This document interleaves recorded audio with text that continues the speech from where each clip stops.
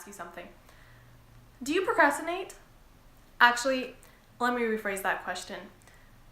Are you procrastinating right now because you're actually supposed to be doing something else, but you're not because you're procrastinating and you don't want to, so you're trying to figure out what to do in order to stop procrastinating, so you're watching this video hoping to learn some tips and strategies? If you're like me, while you're procrastinating, you're probably thinking to yourself, oh man, why didn't I just start an hour ago? I could have been an hour ahead by now, but I'm not.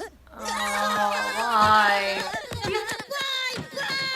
So I want to share with you a 6-step process that's gonna psych your mind into not procrastinating and to actually getting some stuff done and being productive. The first step is take a big task and break it down.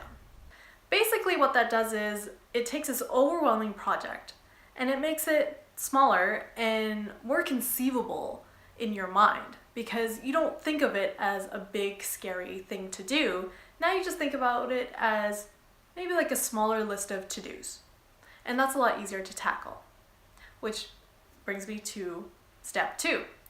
For each of those big tasks that have been broken down into smaller tasks, you're going to want to make a deadline to get each one of those things done.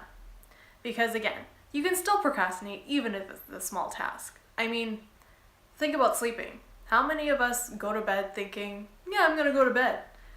But really you're in bed and you're on your phone scrolling through Instagram to see what you missed throughout the day, and all of a sudden it's half an hour later and you're still not asleep.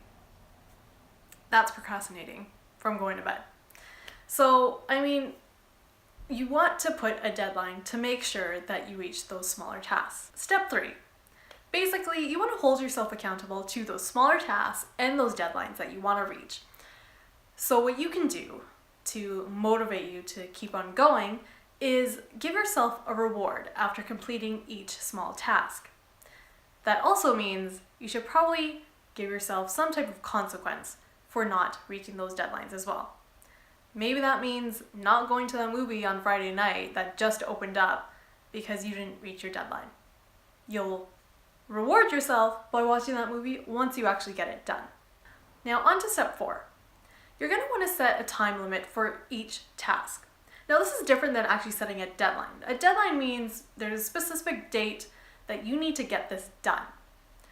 But setting a time limit means you're going to set parameters around how long it takes to actually get each task done. So whether that's 3 hours versus 3 days, you need to figure out what is a reasonable period of time. Now this is based on Parkinson's law. Work expands so as to fill the time available for its completion. Basically, the more time you give something, you'll be able to fill up that time working on a project. Which also means the less time you give yourself, you'll be able to get it done within that period of time as well. Now step 5, when you start working on your individual tasks, make sure there's no distractions. Don't have YouTube on, don't listen to music if it's going to be a distraction, turn your notifications off, maybe put your phone on Do Not Disturb. Whatever it is that you need to do, try to make it distraction free. Finally, step 6, and I totally took this from Nike, just do it. You're going to get motivation from working on your project or task or whatever it is by actually getting started. It's called the Zeigarnik effect, which basically means we remember unfinished or incomplete or interrupted tasks more than things we've actually completed.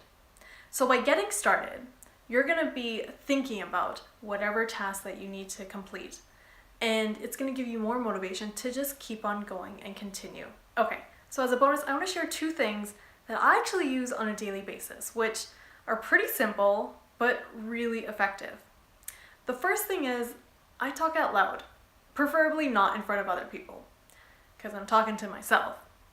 But I actually like talking about the things that I want to get done out loud, because then I can hear myself and I can hear all the things that I'm going to get done.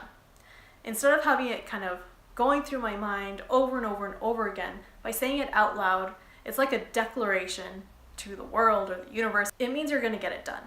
Now the second thing that I do is I try to gamify my get up and go.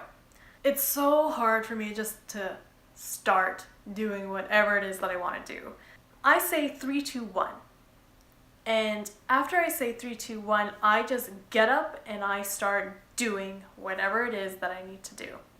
So it looks like this. 3, 2, 1, go. Now I want to hear from you. Is there a strategy that you use that you think is really effective to help you not procrastinate? If so, leave a comment below and I want to hear about it.